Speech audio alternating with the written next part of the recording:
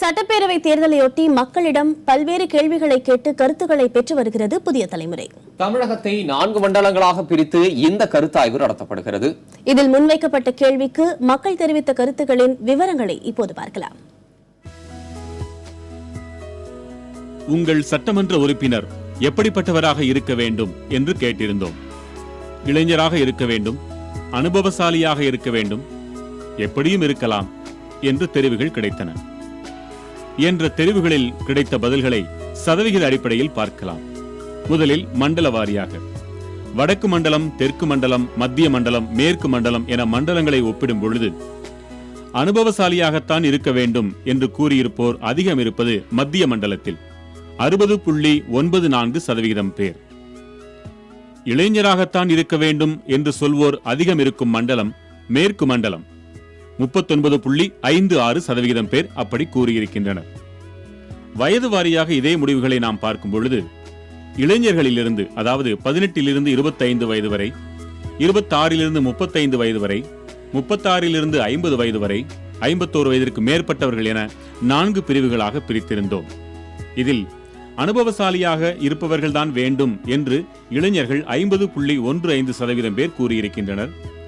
அடுத்த வயது பிரிவினர் 52.76%, அடுத்தது 63.26, 50 வயதிற்கு மேற்பட்டோர் 67.6% பேர், அதாவது முழுவதும் ஏறு வரிசையில் இருப்பதை பார்க்க முடிகிறது. சட்டமன்ற உறுப்பினர் இளைஞராகத்தான் இருக்க வேண்டும் என்று கூறும் சதவிகிதத்தை பார்த்தால் இளைஞர்களிலிருந்து 51 வயதிற்கு மேற்பட்ட பெரியவர்கள் வரை இறங்கு முகத்தில் இருப்பதை காண முடிகிறது. அதாவது 38.56, 37.48, 30.7, 24.58 என்று சதவிகித அடிப்படையில் பார்க்க முடிகிறது.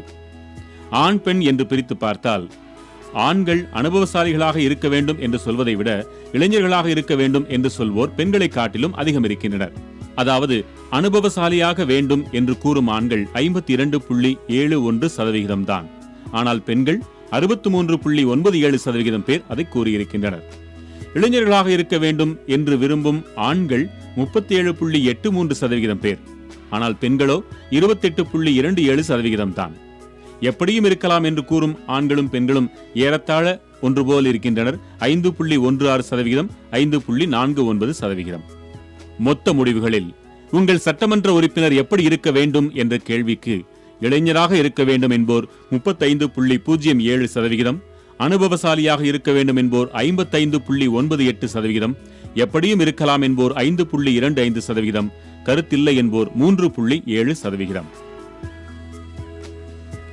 நீங்கள் விரும்பும் வேட்பாளர் குற்ற பின்னணி உடையவராக இருந்தால் என்ன செய்வீர்கள்?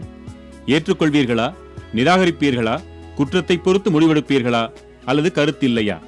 இந்த 4 தெரிவுகளில் கிடைத்த பதில்களை நாளை பார்க்கலாம். மக்கள் மனதில் 2016 தேர்தல் கருத்தாய்வில்.